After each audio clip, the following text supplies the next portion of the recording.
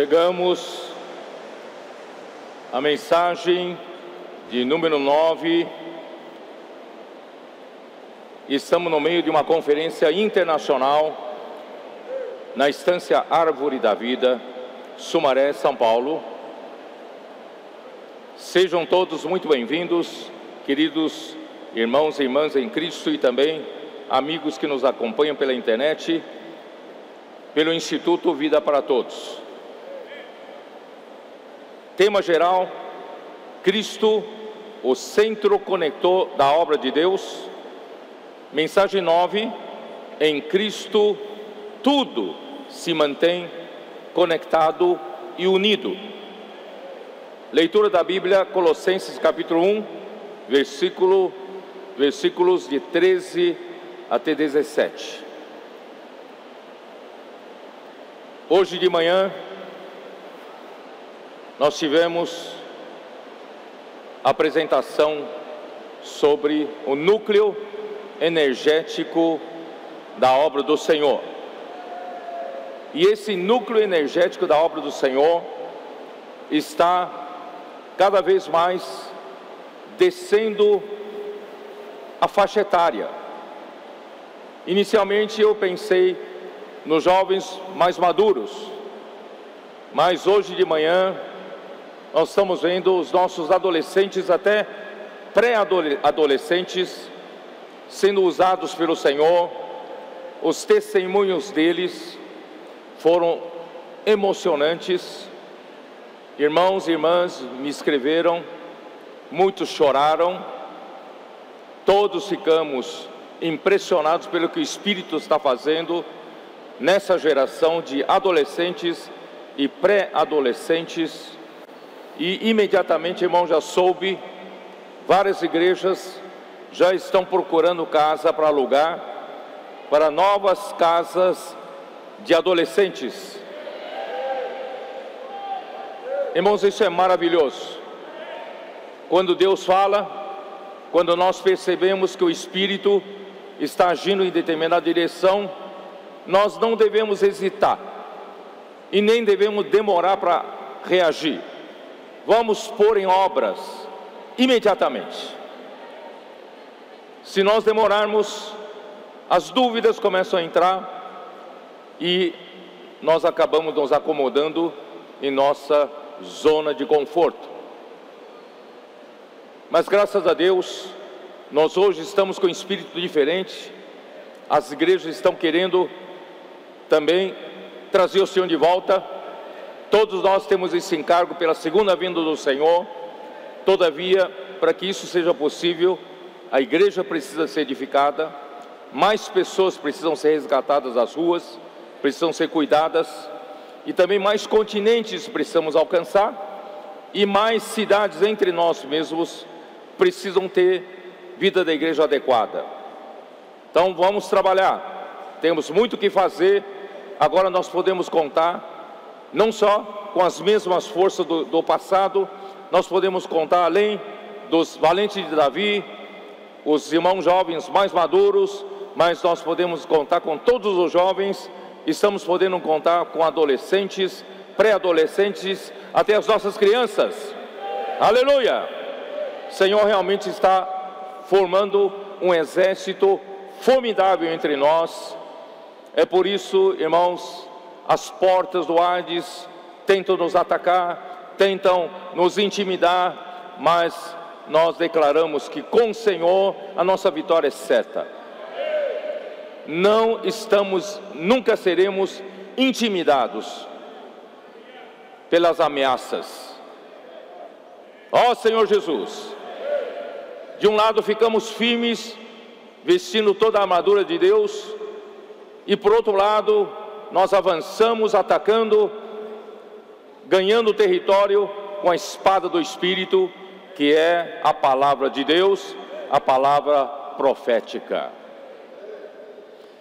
Irmãos, no meu entusiasmo, eu cometi um pequeno erro quando eu falei de Números capítulo 9, a palavra mandado do Senhor. Estava tão entusiasmado, né? Eu falei que o mandado em original seria a voz do Senhor, mas não, na verdade é a boca do Senhor. É melhor ainda, né?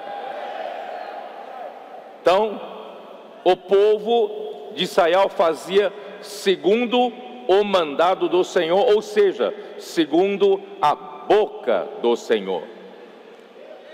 Então, quem é a boca do Senhor? Era Moisés. E segundo a mão do Senhor, por intermédio de Moisés. Por isso, irmão, nós damos graças a Deus que nós temos um Deus que fala conosco. Não temos um Deus mudo como os ídolos são mudos, mas o nosso Deus, Ele fala conosco, Ele usa seus profetas, e nós podemos ter a boca do Senhor para ouvirmos a voz do Senhor. Só queria fazer essa correção, né, para os irmãos poderem, né, falar de uma maneira correta daqui para frente. Nós temos, irmãos, o povo de Deus tem a boca do Senhor. Irmão, nós chegamos, propriamente dita, na continuação do livro de Colossenses. Cristo é quem conecta o homem com Deus, conecta o homem com a verdade. Ele é a única realidade que Deus tem para preencher a igreja até a plenitude de Deus. Por isso, irmãos, o Senhor nos revelou uma coisa tremenda, que do livro de Efésios, o Espírito nos levou a ver um rio da graça. O caminho para a árvore da vida para o homem foi fechado no jardim do Éden, mas Deus, Ele enviou seu Filho, veio aqui na terra para morrer por nós, para abrir um caminho de volta, para nós desfrutarmos da graça de Deus. Ele veio como a fonte de água viva. Ele disse para a mulher samaritana: quem beber desta água do poço de Jacó tornará a ter sede, mas aquele que beber da água que eu lhe der, será uma fonte nele a jorrar para a vida eterna. E também ele disse em João capítulo 7, versículo 37 a 39, se alguém tem sede, venha a mim e beba. Quem crer em mim, do seu interior fluirão rios de água viva. Isto ele disse com respeito ao Espírito que haviam de receber os que nele crescem. Pois o Espírito até aquele momento não havia sido dado, porque Jesus ainda não tinha sido glorificado. Mas louvado seja o Senhor, o nosso Senhor morreu numa cruz para realizar a redenção, para Deus poder perdoar os nossos pecados e nos resgatar de volta para bebermos dessa água da vida. E não só para saciar nossa sede, Deus deseja tornar cada um de nós uma fonte a jorrar pela vida eterna, e também Deus quer fazer de cada um de nós uma fonte onde estão os rios de água viva, para jorrar para outras pessoas. Então, do livro de Efésios nós vimos que Deus quer tornar cada um de nós um canal da graça, não um mar morto, não apenas recebe e não supre a água. Deus quer fazer de nós um canal da água da graça para resgatar as pessoas das ruas e levar essa água da graça para suprir as pessoas. Graças a Deus. Por quê? Porque quando o homem, enganado pela serpente, ele pôs a dúvida na cabeça do homem para com a palavra de Deus, é o que ele continua fazendo hoje. Enquanto você tem dúvida, você não consegue receber a água do rio da graça. Então, o que aconteceu? O homem então foi enganado e se desconectou de Deus. A hora que se desconectou de Deus, se desconectou da própria realidade desse universo. E o nosso ser encheu-se de um vácuo, de um vazio. E o pecado entrou, e a morte passou para o mundo, e a morte passou para todos os homens, e todos pecaram. E essa é a razão, irmãos, pelo qual o homem tem um vazio no seu interior, que não é preenchido com nada deste mundo. Por mais que uma pessoa tenha tido êxito na sua vida aqui na terra, tenha tido muito sucesso no seu trabalho ou em ganhar o dinheiro não satisfaz o homem, não enche o vazio que tem no homem. As realizações no trabalho, no conhecimento, na sabedoria também não preenchem esse vazio que está no coração do homem. Os prazeres do pecado não preenchem o homem. Nada preenche o vazio que está dentro do homem. Por isso, irmãos, essa sensação do vazio permanece no interior de todos os homens.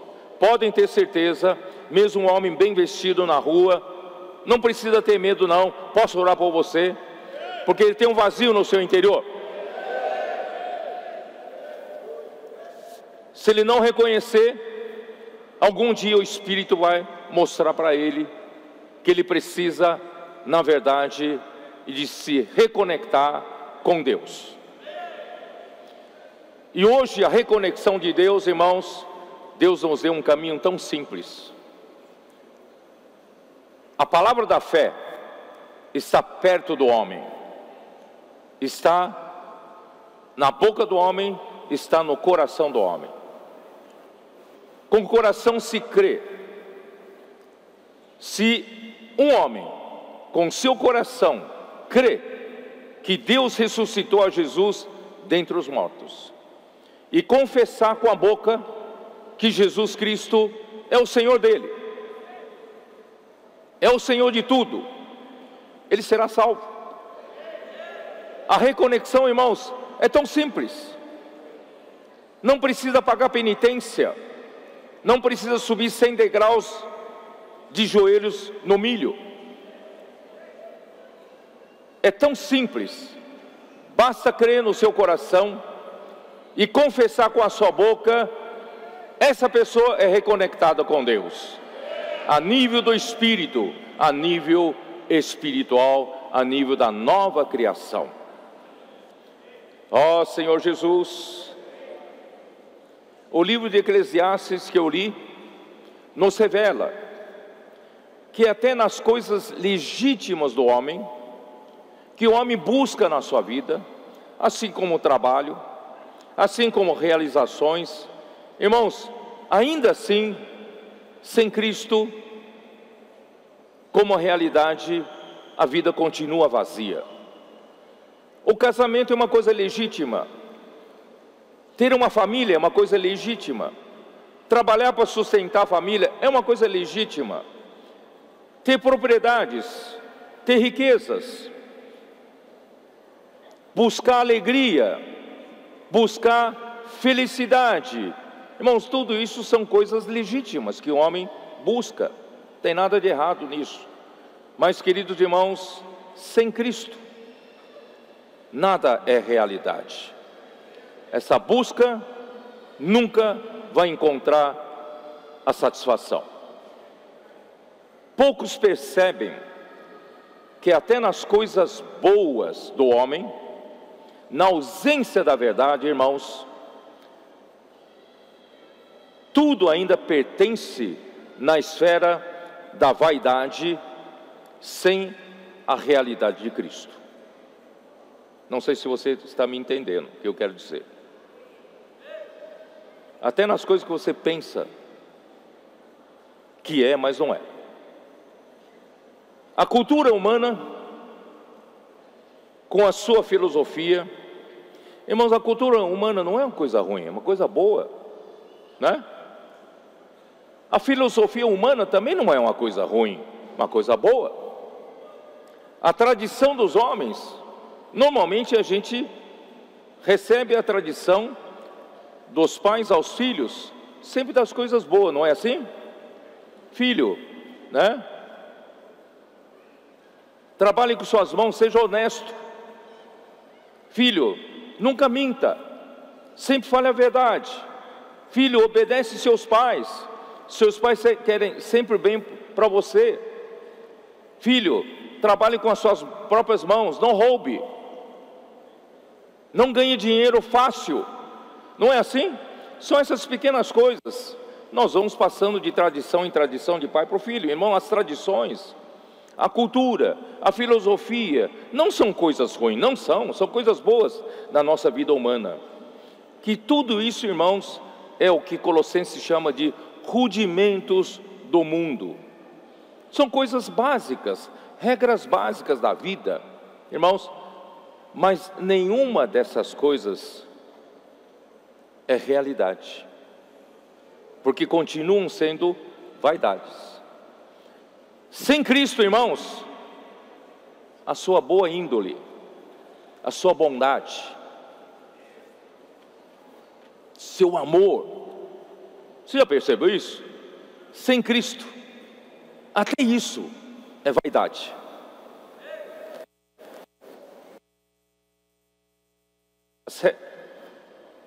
As regras humanas de boa conduta, tais como não fazer determinadas coisas e fazer outras coisas certas, segundo ensinos humanos para quem vive no mundo, irmãos, essas regras são boas.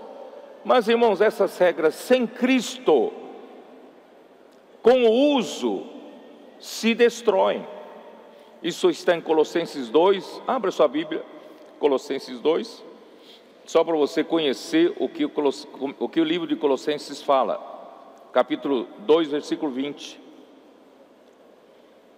Se morrestes com Cristo para os rudimentos do mundo, porque, como vivesseis no mundo, vos sujeitais a ordenanças, não manuseis isto, não proves aquilo, não toques aquilo outro, segundo os preceitos e doutrinas dos homens. Mas são coisas boas. Paulo não está se referindo a coisas ruins, não está levando o homem a praticar coisas ruins, não são coisas ruins, mas pois que todas estas coisas, irmãos, com o uso se destroem. A verdade é a única coisa que permanece. Entra ano, sai ano, irmão, a verdade vai permanecer por toda a eternidade. Mas as regras de conduta humana destroem-se a si mesmo. As boas filosofias, a cultura, as boas tradições humanas, um dia acaba, porque são vaidade. Tais coisas, com efeito, têm aparência de sabedoria, como culto de si mesmo. Sabe, quando uma pessoa começa a praticar boas regras de conduta, cultura, alta cultura, né? Boa filosofia para viver, né? Aprendeu nos livros de autoajuda, como eu consigo ter um bom relacionamento com minha mulher, com meu marido, nós estamos tendo coisas maravilhosas. Irmãos, isso tudo, irmãos, muitas vezes é culto de si mesmo. Você se elogia, está vendo como a minha família é a melhor família do mundo, né? Na igreja às vezes aparece um casal 20, um casal perfeito que nunca briga. Irmão, não existe não, esse casal não tem não. Se teve, estava no jardim do Éden antes da queda.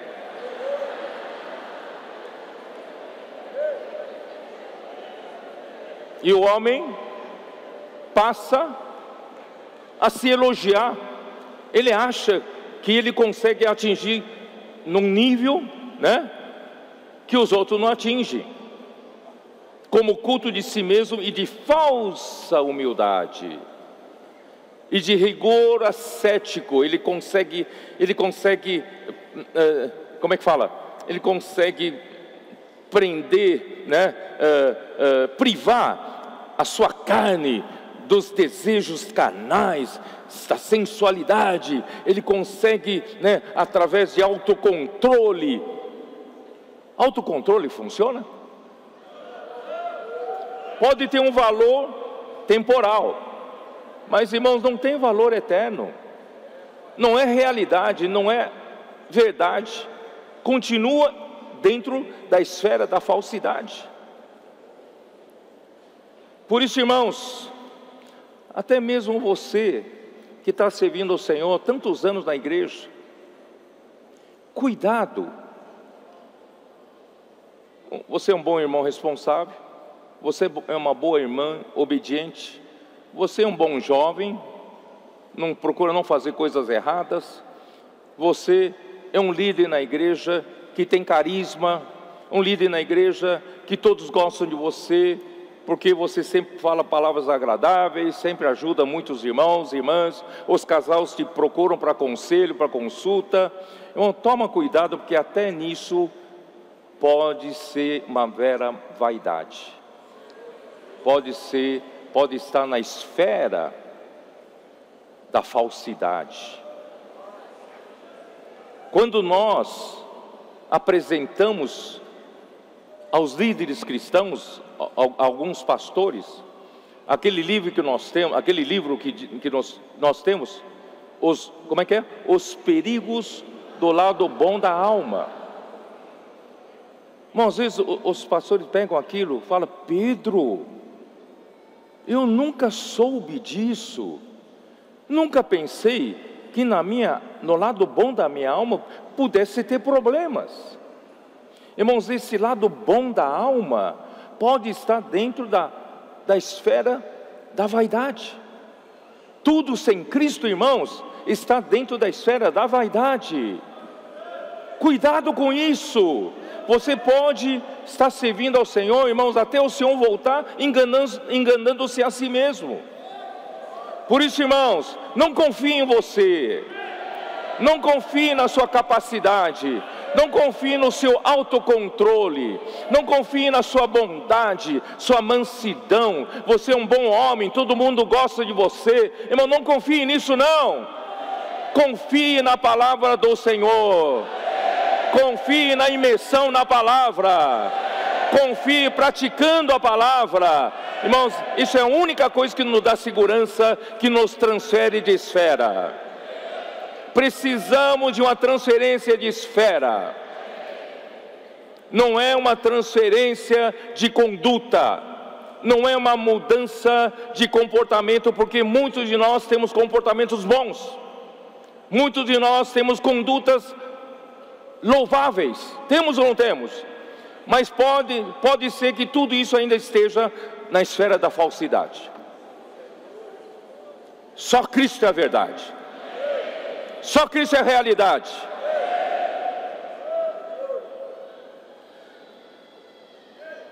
Por isso, irmãos, eu escrevi aqui no meu esboço, nessa mesma linha, estão a nossa humildade, mansidão, bondade. Sem a realidade de Cristo, podem nos enganar, fazendo-nos pensar que vivemos em um bom padrão cristão. Os irmãos até admiram, mas geralmente, irmãos, é uma fachada. Da mesma maneira, os líderes da igreja podem usar sua capacidade para servir os irmãos, com o seu conhecimento bíblico, com a sua eloquência, ou com a sua personalidade atraente. Ele atrai muitas pessoas, grudam nele como formiga no açúcar. E o seu carisma em conquistar o público, tudo isto pode ser muito prejudiciais. Essas coisas podem ser muito prejudiciais, irmãos, na obra de Deus, se estiver na esfera da falsidade. Irmãos, a única solução, a única segurança, irmãos, da gente mergulhar na palavra da verdade, nos encher, permitir que Deus nos encha com a realidade divina. Ó Senhor Jesus. Por isso, Colossenses capítulo 1, versículos 13 e 14, Ele nos libertou do império das trevas e nos transportou para o reino do Filho do seu amor. Irmãos, essa palavra transportou é a chave. Se você daqui para frente procurar praticar o bem, mas ainda está no império das trevas, se você procurar mudar de conduta, você falar para a tua mulher, daqui para frente, nunca mais vou fazer aquelas coisas que te desagradam. E a esposa fala para o marido, eu também prometo ser uma boa mulher em casa. Ainda na esfera do império das trevas, irmãos, não vai funcionar. Não vai funcionar. Não acredite nisso. Mas, irmãos, precisamos ser transportados. Ele nos transportou. Cristo é esse caminhão de mudança. Cristo é esse transportador. Cristo é quem nos transfere de reino. Cristo é o centro conector da obra de Deus. Vamos chamar Cristo para fazer a mudança? Diz que mudança, liga. Ó Senhor Jesus, me socorre. Senhor Jesus, eu confiei demais na minha bondade, eu confiei demais na minha mansidão, confiei demais no meu autocontrole, eu mantive uma fachada linda de um bom cristão, um bom casal, boa família para os outros, mas eu não estou aguentando mais. Senhor, socorre, manda o caminhão de mudança. O Senhor imediatamente vai estacionar um caminhão na sua frente. Esse caminhão é a palavra da verdade. É um veículo que vai te transportar.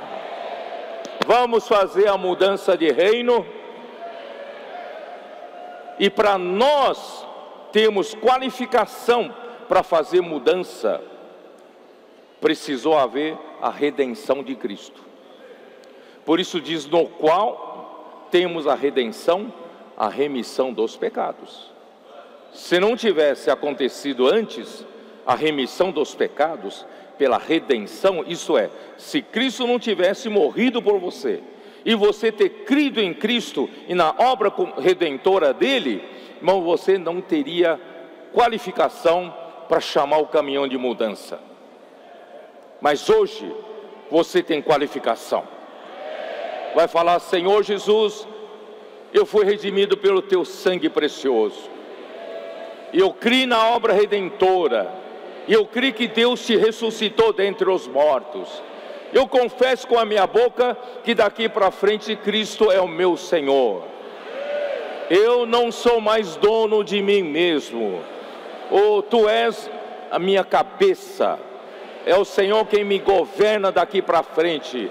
Não quero mais me enganar com a minha falsa humildade e o culto de mim mesmo, me autoelogiando, achando que sou muito bem. Não quero me enganar mais.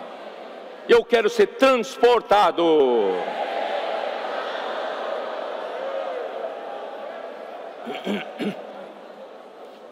Quando Lúcifer se desconectou de Deus, que é a própria realidade do universo, ele se desconectou com Deus, que é luz. É por isso que ele fundou o império das trevas. Ele é mentiroso, é o império da mentira, porque Deus é a verdade, né? Ele fundou um reino da injustiça, porque Deus é justiça, Deus é santidade, Deus é a verdade. Por isso, irmãos, o reino de Satanás é um reino de trevas, é um reino cheio de inveja e ódio. Se você ainda está com inveja no coração de alguém, de alguma coisa, saiba quem colocou isso no seu coração. O diabo ele teve inveja, e ele tem hoje inveja do Filho de Deus, de Cristo. Ele queria o lugar dele, ele queria que Deus o elegesse para ser o centro conector da obra de Deus, mas Deus não o chamou. Deus escolheu o seu Filho, Jesus Cristo. Então ele tem inveja, e a partir da inveja surge ódio. Ele tem ódio de Deus, ele tem ódio de Cristo. Então ele suscita todo tipo de ódio e oposição dos reis da terra, dos príncipes da terra, enfurecidos contra Deus e contra o seu príncipe, contra o seu ungido, porque Satanás é que fez gerar essa inveja toda com ódio. Ele quer matar, ele matou o ungido, e ainda quer romper todos os laços, qualquer ligação ainda tem com Deus e com a palavra de Deus. Mas irmãos, Deus já havia escolhido a Cristo. Cristo é o centro conector da obra de Deus. Ele é o elo de ligação entre o Criador e a criação. Então, quando o homem se desligou de Deus, o homem passou a viver no reino das trevas. Portanto, irmãos, não é mudar o seu comportamento, e sim, Deus quer transferir o homem, por meio da redenção, para o reino de Cristo, que é o reino da luz, do amor, da justiça, da santidade e da verdade. Então vamos continuar lendo o versículo 15 de Colossenses 1. Ele é a imagem do Deus invisível. Ele é o primogênito de toda a criação. Você sabe que explicar para vocês o que é a imagem, Cristo é a imagem do Deus invisível, irmãos, não é muito fácil, explicar. Mas eu vou tentar explicar da seguinte forma: Cristo é a imagem, essa palavra imagem em grego é eikon, imagem, eikon. E essa palavra imagem, eikon, não se refere apenas na forma ou configuração externa ou física, e nem se refere à semelhança, porque lembra que o homem foi criado à imagem de Deus e à semelhança de Deus. Então a semelhança é mais superficial e mais incidental, mas a imagem é mais intrínseca, não é meramente uma aparência externa. Aí que fica difícil explicar para vocês. Então vou me apoiar em outro versículo aqui, Hebreus capítulo 1, versículo 3, para tentar explicar isso. Hebreus capítulo 1, versículo 3. Ele, referindo-se a Cristo, Cristo é o resplendor da glória e a expressão exata do seu ser. Eu vou tentar explicar Cristo como a imagem de Deus com esses dois versículos. Cristo é o resplendor da glória. Talvez seja um pouquinho mais fácil de explicar para vocês. O que é o resplendor da glória? Quem sabe isso? É muito interessante, irmãos, que esse curto versículo, essa curta expressão aqui, resplendor da glória, aqui não fala nem da glória de Deus, é a própria glória. Resplendor da glória. Então essa palavra glória refere-se a quem? Só pode ser Deus. Aqui está uma prova que eu falei tanto tempo, que a glória é o próprio Deus. É ou não é? A glória é Deus. E Cristo é o resplendor da glória. Isso dá para entender melhor. Por quê? Porque nós temos uma ilustração conosco. O sol. O sol, por exemplo, é uma fonte luminosa e ele tem resplendor, não tem?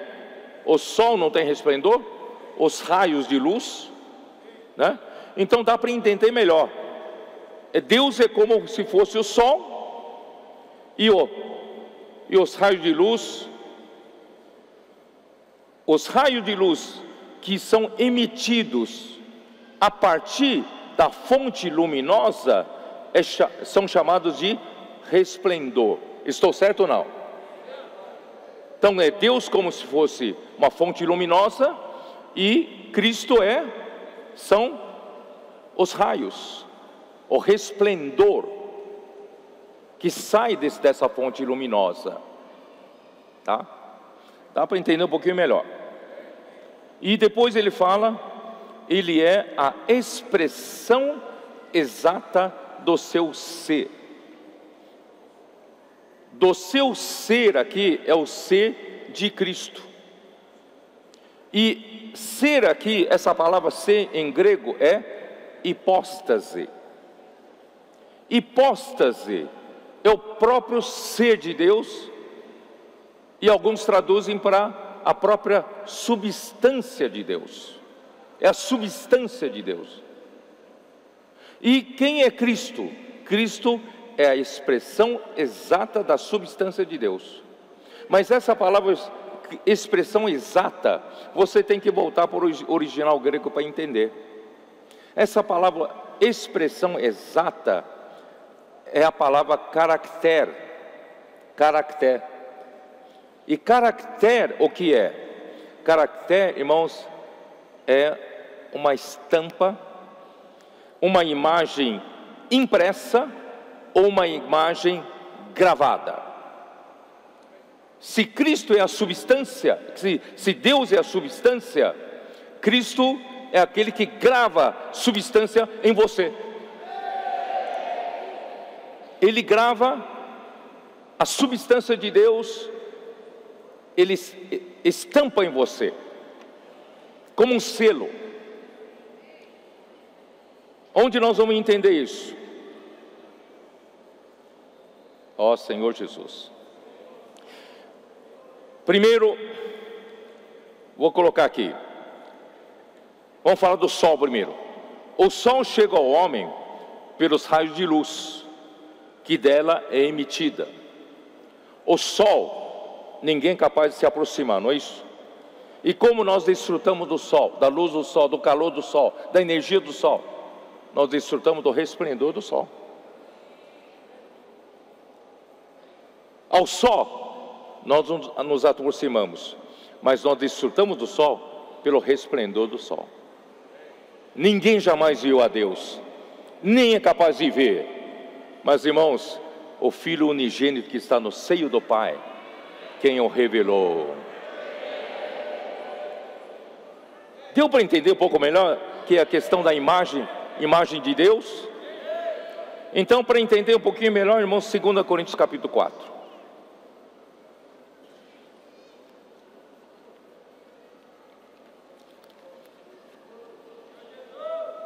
Versículo 4: nos quais o Deus desse século cegou o entendimento dos incrédulos, para que não resplandeça. Deus é sol. Através de Cristo, irmãos, esse sol chega até você. O resplandecer do sol é a luz que chega até você. Então não resplandeça a luz do Evangelho, da glória de Cristo, o qual é a imagem de Deus. Essa palavra imagem, de novo, o icon, que está lá em Colossenses capítulo 1. Então, irmãos, porque não nos pregamos a nós mesmos, mas a Cristo Jesus como Senhor, e a nós mesmos como vossos servos por amor de Deus. Por isso, irmãos, é perigoso a gente pregar segundo o nosso conhecimento bíblico. É perigoso nós pregamos segundo a nossa eloquência. É perigoso nós pregarmos no endereço errado, no império das trevas, na esfera da falsidade. Nós podemos estar pregando, irmãos, mas não resplandecendo a luz nenhuma. Por isso que Paulo fala assim: nós não nos pregamos a nós mesmos, mas a Cristo Jesus como vosso, e a nós como, mas a Cristo Jesus como Senhor, e a nós mesmos como vossos servos. Quem prega é servo de quem ouve. Quer servir o quê? Não servir um pouco de conhecimento bíblico, quer servir o próprio Cristo. E o Cristo é o resplendor da glória de Deus, né? Aí versículo 6 é maravilhoso, porque Deus que disse: das trevas resplandecerá a luz, das trevas resplandecerá a luz. Então o que você recebe é luz nas trevas. Você estava no império das trevas, de repente Deus fez resplandecer a luz nas trevas. E quando Deus faz resplandecer a luz nas trevas, na verdade, de onde veio a luz? Veio de Deus. Ele mesmo resplandeceu em nosso coração. Então, quando Cristo um dia resplandeceu nas suas trevas como luz, na verdade, quem resplandeceu em você, irmão, é o próprio Deus. Vocês viram essa relação de Deus e Cristo? Deus e Cristo? Cristo é a imagem de Deus, e quando você recebe a imagem de Deus, você recebe o próprio Deus. Quando você recebe a luz que resplandece, que vem de Deus, Deus próprio entra em você, resplandece em você. Que coisa maravilhosa! Ele mesmo resplandeceu em nosso coração para iluminação do conhecimento de Deus, da glória de Deus. A glória está lá, mas é capaz de resplandecer no seu coração, na face de Cristo. Você pode olhar para a face de Cristo, ali está a glória de Deus. Por isso, irmão, nós contemplamos, né? Por isso que se nós tivermos o véu, né? Está no capítulo 3, né? Versículo 18. Se a gente com o rosto desvendado, contemplamos como por espelho a glória do Senhor que está na face de Cristo, nós somos transformados de glória em glória. Não é maravilhoso, irmãos? Ó Senhor Jesus. E voltando para Colossenses, para 2 Coríntios 3, dá uma olhada. Começamos porventura outra vez a recomendar-nos a nós mesmos, ou temos necessidade, como alguns, de carta de recomendação para vós outros, ou de nós? Vós sois a nossa carta, escrita em nosso coração, conhecida e lida por todos os homens, estando já manifestos como carta de Cristo, produzida pelo nosso ministério, escrita ou inscrita ou gravada, não com tinta, mas pelo Espírito do Deus vivo, não em tábuas de pedra, mas em tábuas de carne, isto é, nos corações. O que quer dizer aqui, irmãos? Aqui se refere Cristo e a expressão exata do seu ser. Cristo é a estampa, o que grava em você a substância de Deus. Quando você ouve a palavra profética, quando um profeta que realmente fala da parte de Deus, e quando Deus, pelo Espírito de Deus, a palavra sai até você, essa palavra está levando Cristo como conector, ele está chegando no seu coração, ele está estampando o seu coração, ele está gravando o seu coração, ele está esculpindo o seu coração. Irmãos, nosso coração é gravado uma carta de Cristo. com a substância de Deus.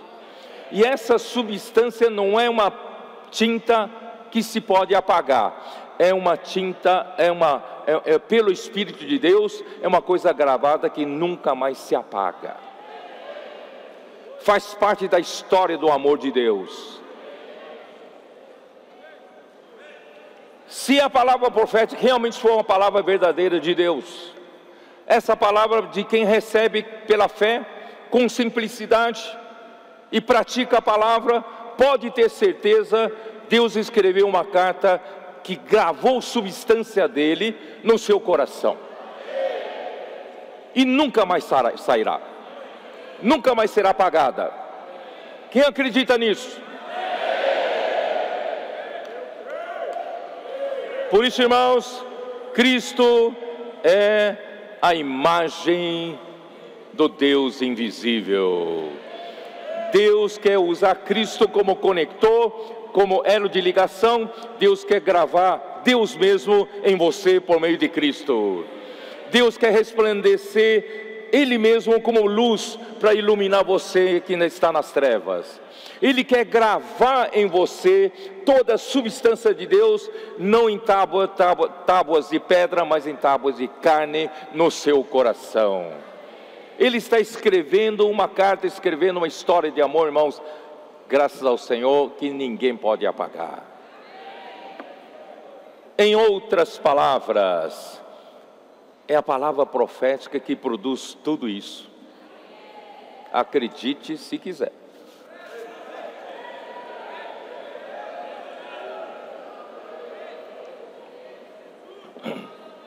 Em outras palavras, quando o apóstolo pregava a Cristo, os ouvintes recebiam a luz da glória.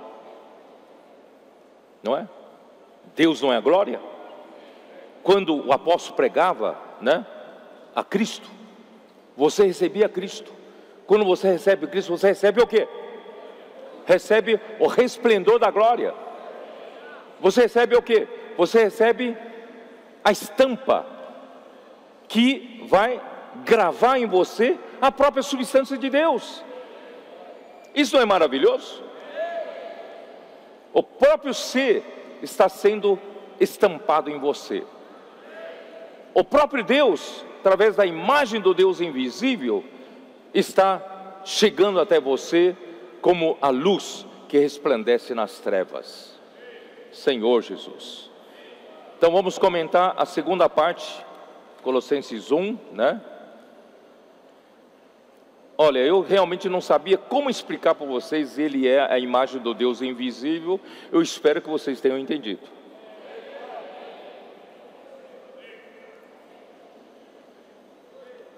Ele é a imagem do Deus invisível e a segunda parte é igualmente enigmática. Ele é o primogênito de toda a criação. O primeiro a ser gerado, o primeiro a ser criado, primeiro a nascer da criação. Ora, Cristo, no tempo nosso, ele não surgiu mais ou menos 2000 anos atrás? Como ele pode ser o primogênito de toda a criação? Eu já falei sobre isso, vou falar outra vez. Irmãos, Deus, Cristo, como Deus, Ele é o Criador. João fez questão de mostrar, porque alguns na sua época, algumas heresias surgiram. Uns diziam que Cristo não era verdadeiramente homem, e outros diziam que Cristo era homem e não era Deus. Então por isso que João no seu evangelho começa a dizer: no princípio era a palavra estava com Deus, e a palavra era Deus. Categoricamente ele afirma que Cristo é Deus. Estou certo ou não? Cristo é Deus, e ele estava no princípio com Deus. Antes de Deus criar todas as coisas, Cristo estava no princípio com Deus. Ele habita, Deus habita onde? Nós vimos uma vez, né, em Isaías 57, vocês se lembram? Isaías 57, onde é que habita Deus? Versículo 15: porque assim diz o alto, o sublime, que habita a eternidade. Irmãos, nosso Deus, Ele é a própria eternidade, Ele habita a eternidade. Nele, irmãos, os anos não passam.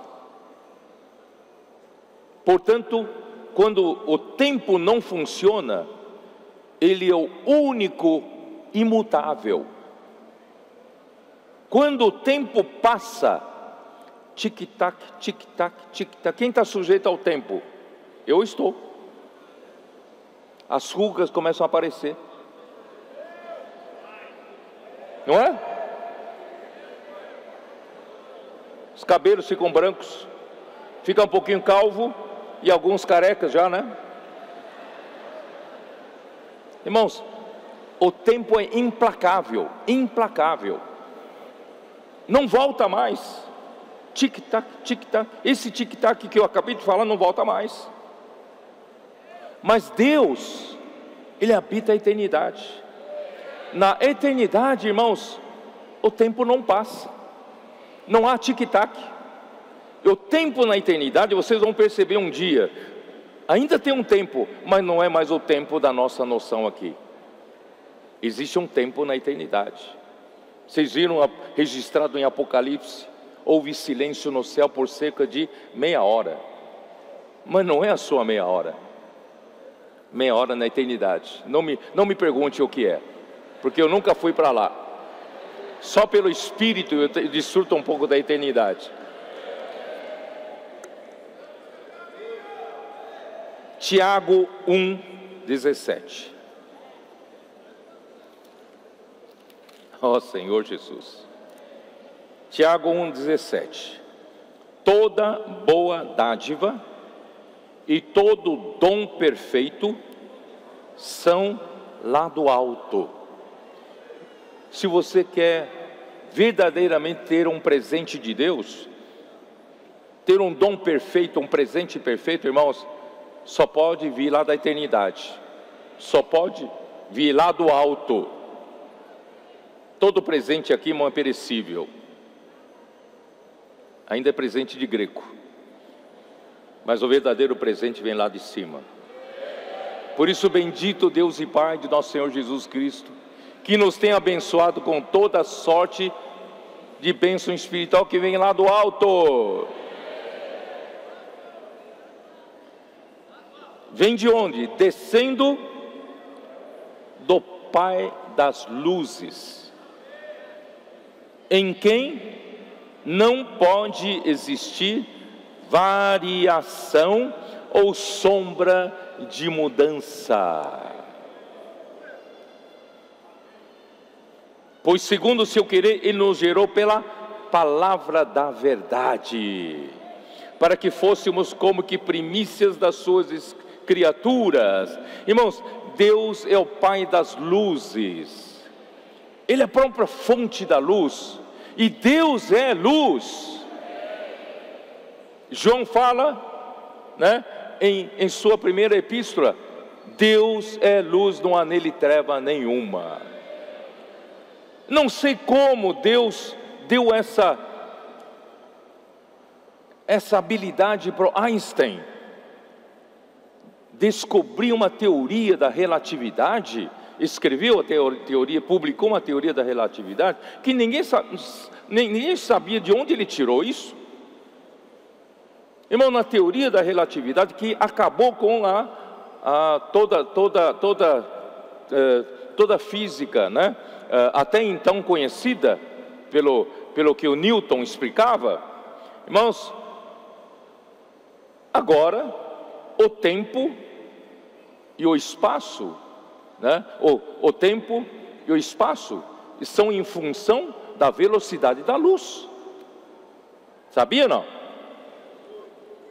Se você fosse capaz de viajar numa velocidade, numa espaçonave, uma velocidade perto da velocidade da luz, que é impossível quase, né?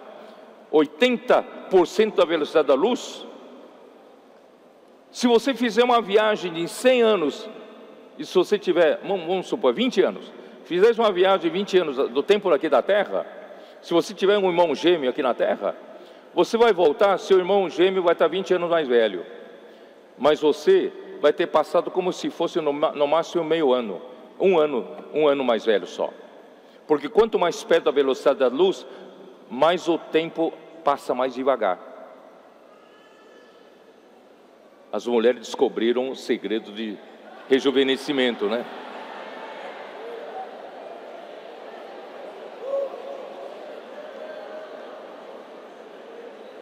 Irmãos, porque aí se você for capaz de viajar na velocidade da luz,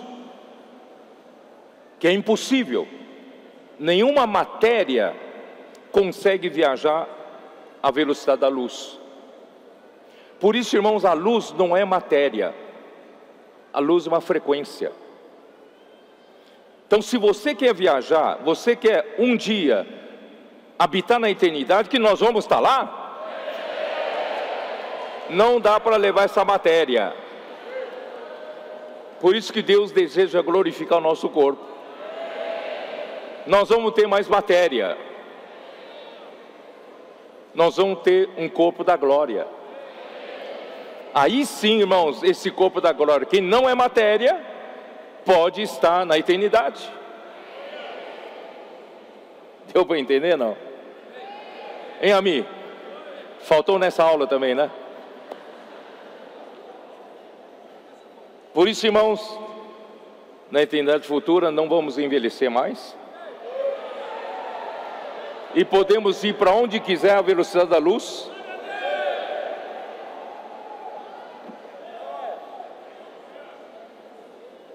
Vamos puxar os irmãos de volta, vamos lá.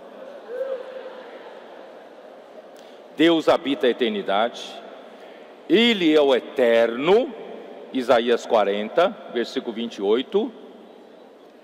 Eu também viajei um pouco longe, vou voltar um pouco, né? Eu fico entusiasmado com essas coisas. Isaías 40. Por isso, irmão, vocês sabem, por isso que eu quero apressar a volta do Senhor logo.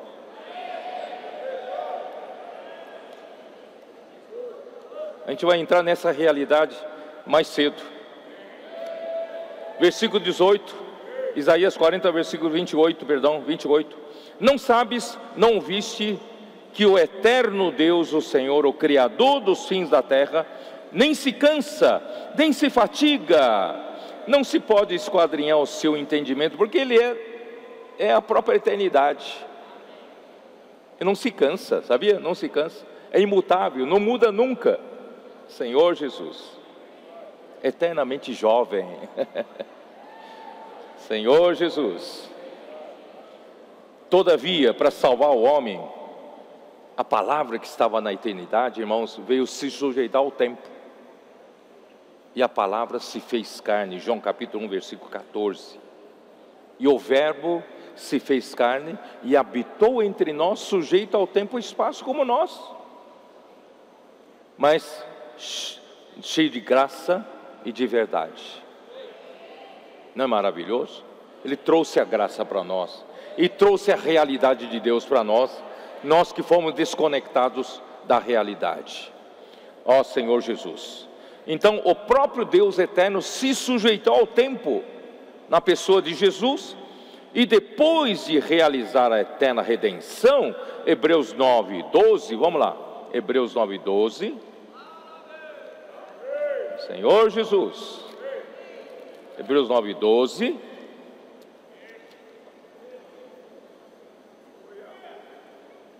Não por meio de sangue de bodes e de bezerro, mas pelo seu próprio sangue, entrou no Santo dos Santos uma vez por todas, tendo obtido eterna redenção. Eterna. Portanto, o sangue de bodes, se o sangue de bodes e de touros e a cinza de uma novilha, aspergidos sobre os contaminados, os santificam quanto à purificação da carne, muito mais o sangue de Cristo, que pelo Espírito eterno a si mesmo se ofereceu sem mácula a Deus, purificará a nossa consciência de obras mortas, para servirmos ao Deus vivo.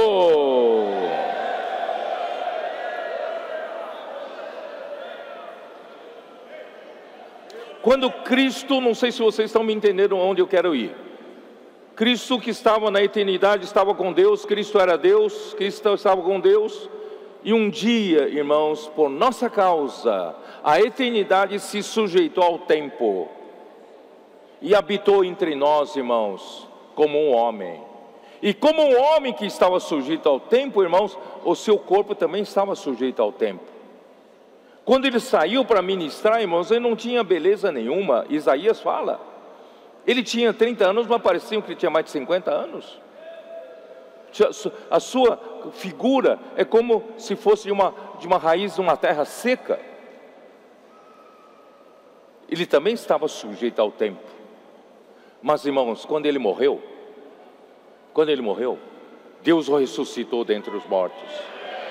Quando Deus o ressuscitou aos mortos, irmãos, o que aconteceu? Ele, na ressurreição, ele foi admitido para dentro da glória de Deus.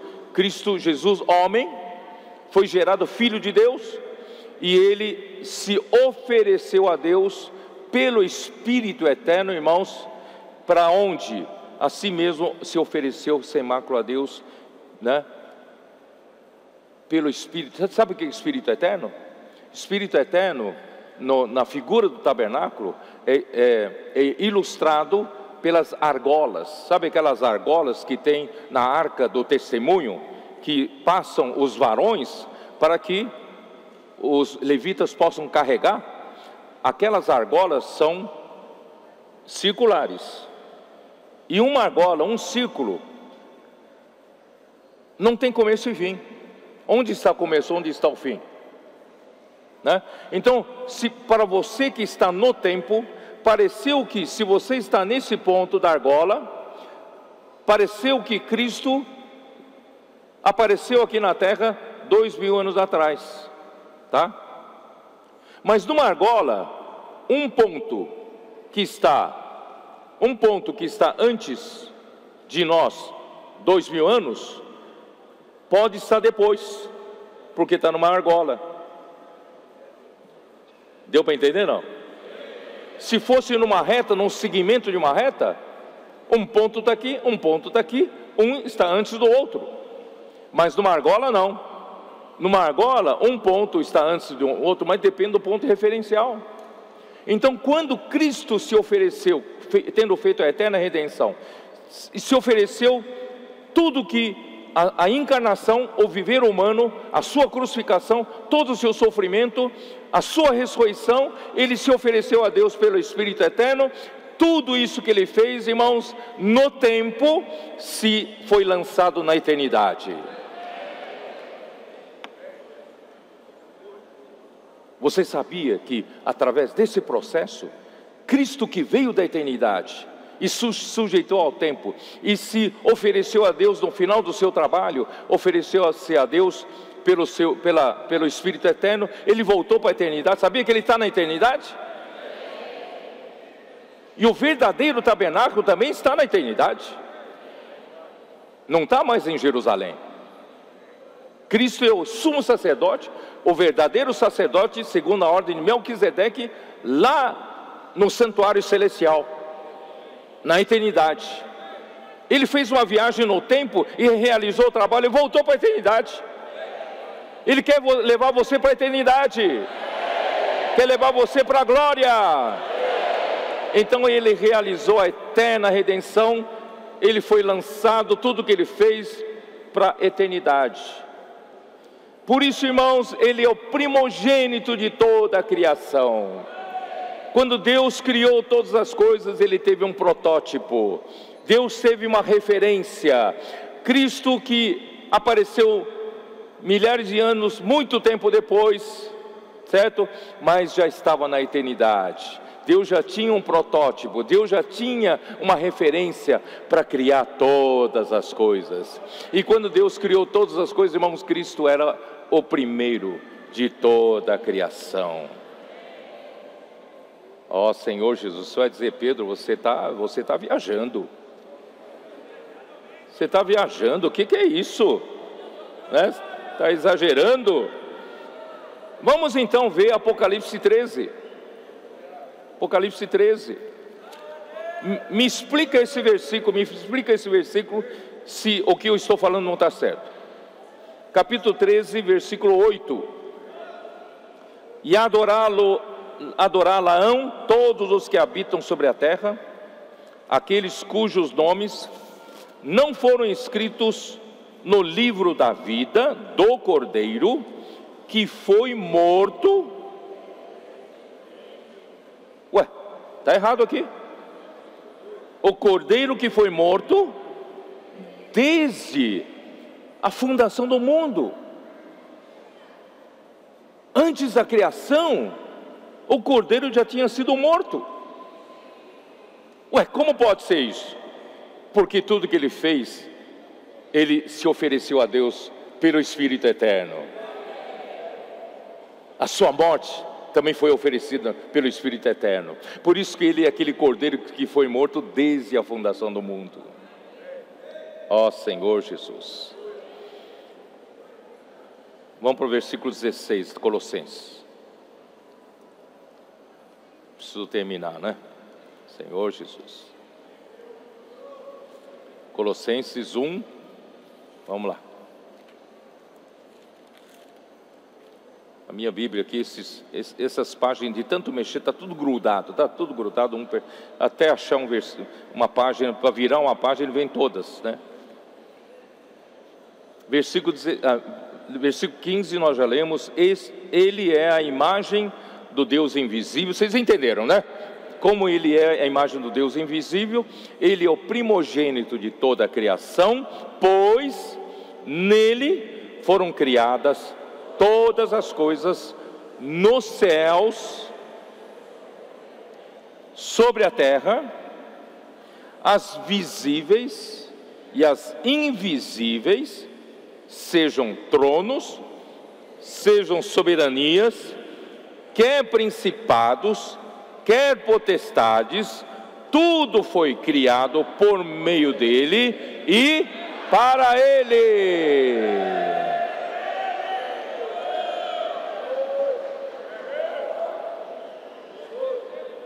Esse é o eterno propósito que Deus estabeleceu em Cristo Jesus. Esse é o motivo pelo qual Deus criou todas as coisas. Tudo foi criado por meio dele e tudo será para ele. Então, irmãos, eu vou ler numa versão, não sei se vocês conhecem essa versão da Bíblia. Aliás, foi o Remilton que me apresentou, né, Remilton? Capítulo 1, versículo 16. A Bíblia judaica completa. Eu vou ler. Porque em conexão com ele. Gostei dessa palavra conexão aqui. Porque em conexão com ele foram criadas todas as coisas no céu e na terra, visíveis e invisíveis, sejam tronos, senhorios, governantes ou autoridades, todos foram criados por meio dele e para ele. Irmãos, tudo foi criado em conexão com Cristo. Nada foi criado sem conexão com Cristo. Não é maravilhoso, irmãos? Ó Senhor Jesus, em conexão com Cristo foram criadas todas as coisas. Portanto, irmãos, ele é o centro de conexão entre o Criador e a criação. Ele também é o centro da criação, entre criação e criação, entre toda a criação. Deus quer tecer esse tecido. Então, Deus precisa de um conector entre Deus e a criação. Mas não é só no sentido vertical. Deus deseja também entrelaçar no sentido transversal. Então Deus precisa entrelaçar nós, os homens, e nós precisamos de Cristo para ser o ponto de conexão, para nós estarmos entrelaçados. O amor de Deus vem lá de cima para nos suprir com uma fonte do amor, e nós, com esse amor pelo rio da graça, nós passamos a amar uns aos outros. Quando nós passamos a amar uns aos outros, e quem vai nos entrelaçar? Quem sabe nos costurar? Quem sabe nos colocar bem entrelaçadinho com Deus e com os homens? É só Cristo, irmãos. Só Cristo consegue fazer isso. Por isso eu louvo ao Senhor pela sabedoria de Deus, né? Então, as coisas, irmãos, invisíveis aqui devem se referir aos seres angelicais, assim como as coisas do céu. Tronos, soberanias, principados e potestades devem se referir às ordens angelicais com os seus domínios. Cada um tem o seu domínio que Deus deu, né? E eles então têm, né, que eles governam, né? Tem autoridade dentro de cada um, dentro dos seus domínios que Deus deu. Salmo 33:6, dá uma olhada.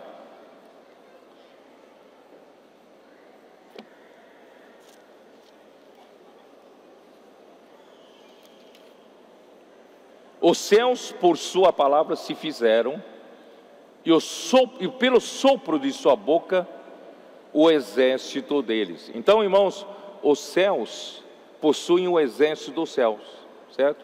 Deus então produziu um exército, miríades e miríades de anjos. São todos seres angelicais. Irmãos, até os seres angelicais foram criados em conexão com Cristo. Deu para entender? Por isso, irmãos, João capítulo 1, versículo 3, todas as coisas foram feitas por intermédio de Cristo, e sem Cristo, nada do que foi feito se fez. Tudo foi feito por intermédio de Cristo. Nada existiria se não fosse por meio de Cristo. Mas Hebreus capítulo 1, versículo 2, dá uma olhada, Hebreus capítulo 1, versículo 2, nesses últimos dias, né? Vamos lá, vai, Hebreus 1, Senhor Jesus. Nesses últimos dias nos falou pelo Filho, a quem constituiu herdeiro de todas as coisas, pelo qual também fez o universo.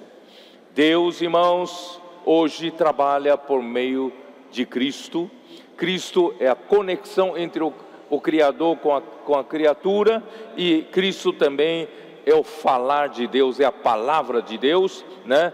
Que Deus está falando por meio dele, e Deus o constituiu herdeiro de todas as coisas, e por meio dele foi feito o universo. Por isso, irmãos, que Lúcifer se encheu de inveja, se encheu de ódio contra o ungido de Deus, porque Deus escolheu a Cristo como herdeiro de todas as coisas. Romanos capítulo 11, versículo 36.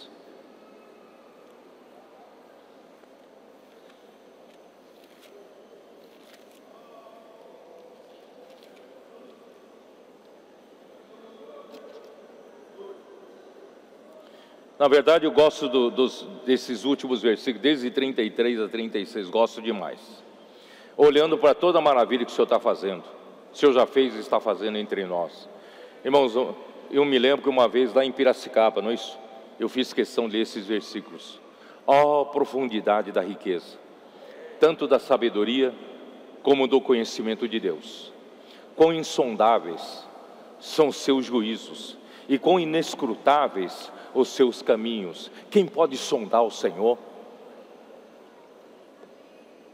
Quem, pois, conheceu a mente do Senhor? Ou quem foi o seu conselheiro?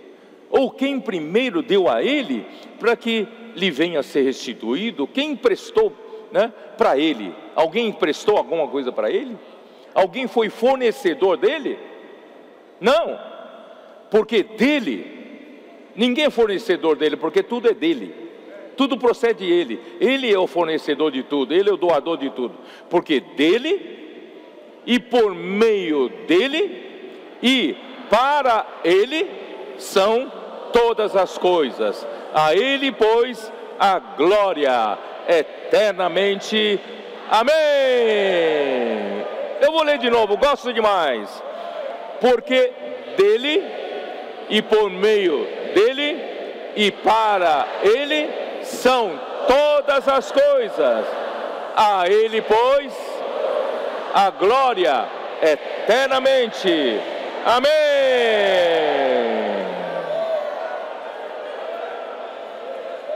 Irmãos, Cristo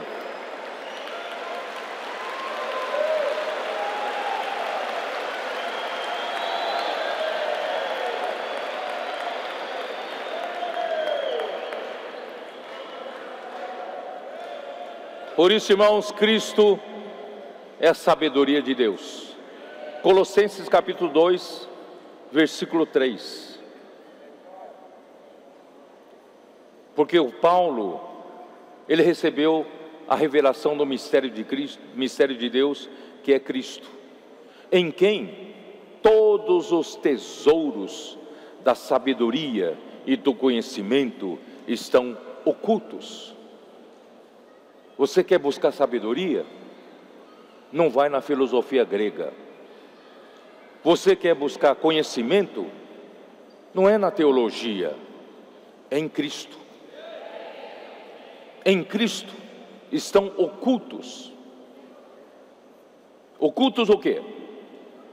Todos os tesouros da sabedoria e do conhecimento. 1 Coríntios capítulo 1, versículo 24.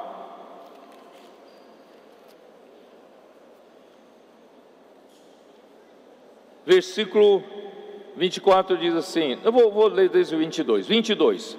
Porque tanto os judeus pedem sinais, como os gregos buscam sabedoria, mas nós pregamos a Cristo crucificado, escândalo para os judeus, loucura para os gentios. Irmãos, realmente o que está acontecendo entre nós, irmãos, eu não consigo explicar para os outros. Não dá para explicar, é loucura, é loucura. Nós temos aqui, irmãos, os nossos irmãos coreanos lá em São Paulo, fazem um esforço danado para traduzir em coreano, para suprir essa palavra profética para os que estão lá na Coreia. Só que eles não estavam entendendo muita coisa. Até o termo palavra profética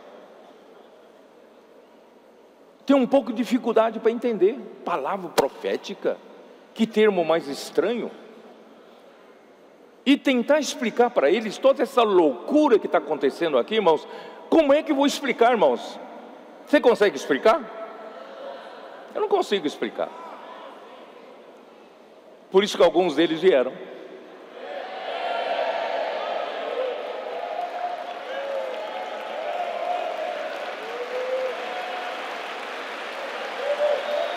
Essa loucura não dá para explicar. Essa loucura não dá para explicar.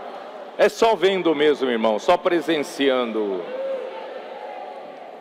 Eu vou dizer, infelizmente, irmãos, nós temos muitos irmãos acompanhando pela internet, maravilhosos, estão recebendo essa palavra profética nas suas casas, não puderam vir, infelizmente. Mas ainda vou dizer, irmãos, infelizmente, vocês não conseguiram pegar tudo. Só mesmo quem está aqui. O ambiente aqui, irmãos, é inexplicável.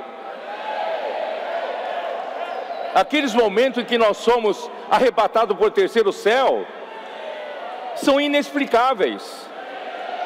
É loucura, é loucura. Então nós pregamos a Cristo crucificado, escândalo para os judeus e loucura para os gentios, mas para os que foram chamados, tanto judeus como gregos pregamos a Cristo, poder de Deus e sabedoria de Deus. Cristo é o poder de Deus, Cristo também é a sabedoria de Deus. Porque a loucura de Deus é mais sábia do que os homens, e a fraqueza de Deus é mais forte do que os homens. Ó Senhor Jesus.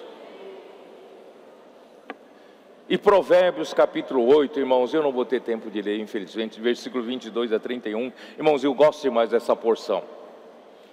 Ali, Cristo é a sabedoria de Deus. Essa sabedoria foi estabelecida por Deus desde a eternidade, desde o princípio, antes de existir a terra. Deus já o possuía no início da sua obra, para criar os céus, a terra e o mar. E a sabedoria que é Cristo era o seu arquiteto. Projetou, ajudou ele a projetar tudo isso. Vamos para o versículo 17 para eu poder terminar, senão eu não termino. Colossenses 1:17. Ó Senhor Jesus, já passei do tempo de novo. 1:17. Ele é antes de todas as coisas, nele tudo subsiste. Ele é antes de todas as coisas. De um lado, significa logicamente que a sua existência era antes de todas as coisas. Quer dizer, a sua existência já era desde a eternidade passada. Mas não quer dizer só isso não. Por outro lado, ele é antes de todas as coisas. Por que antes?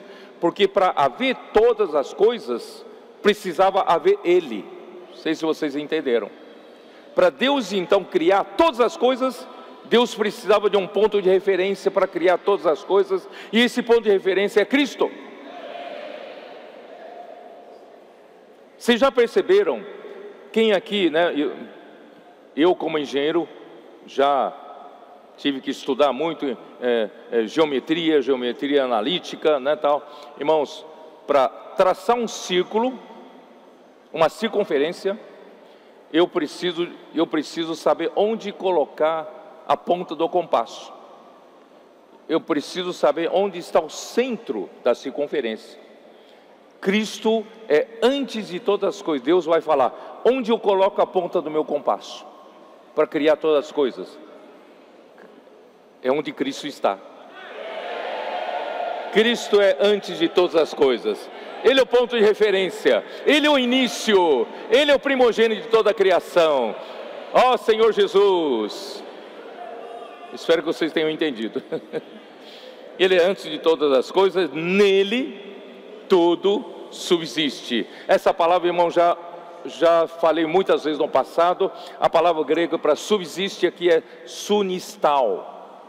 E sunistal, se você procurar no Strong, significado em grego, é juntar, unir em um ponto, ou unir as partes em um todo. Então é um ponto central, é um ponto de conexão que conecta todas as coisas em um todo. Você vai perceber um dia, você vai entender um dia quando chegar lá. Quando você sair desse mundo material, você vai perceber que todo o universo, do lado positivo, foram criados como um todo. Um todo. E nós somos intercomunicados. Eu não sei como te explicar. Só mesmo aquele dia. Por isso, irmãos, você não vai sentir falta. Alguns perguntam assim, será que vou reconhecer a minha esposa? Será que eu vou reconhecer o meu marido? E os meus filhos? E o meu melhor amigo? Você vai reconhecer sim. Porque o Senhor não vai tirar a nossa característica, a nossa personalidade. Vai reconhecer. Mas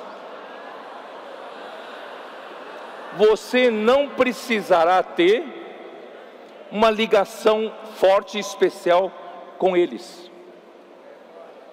Você não sentirá falta mais de uma ligação forte com sua mulher, com seu marido, com seu melhor amigo, porque você estará fortemente ligado com todos.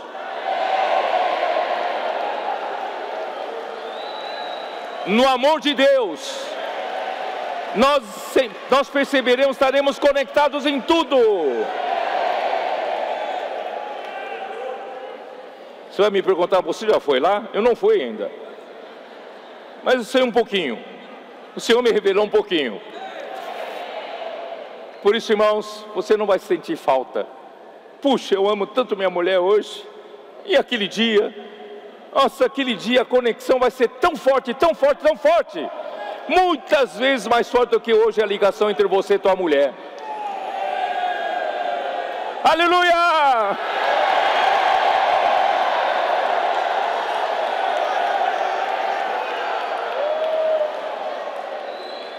Nós vamos cair numa rede de amor. Vamos mergulhar como se numa piscina de amor, envolto de amor, dentro de um todo. Esse todo, irmão, é a plenitude de Cristo, é a plenitude de Deus, entrelaçados entre Deus e os homens.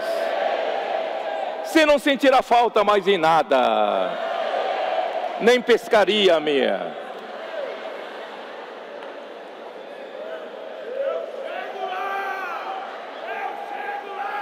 Eu acho que eu vou terminar aqui. Maravilhoso, amém.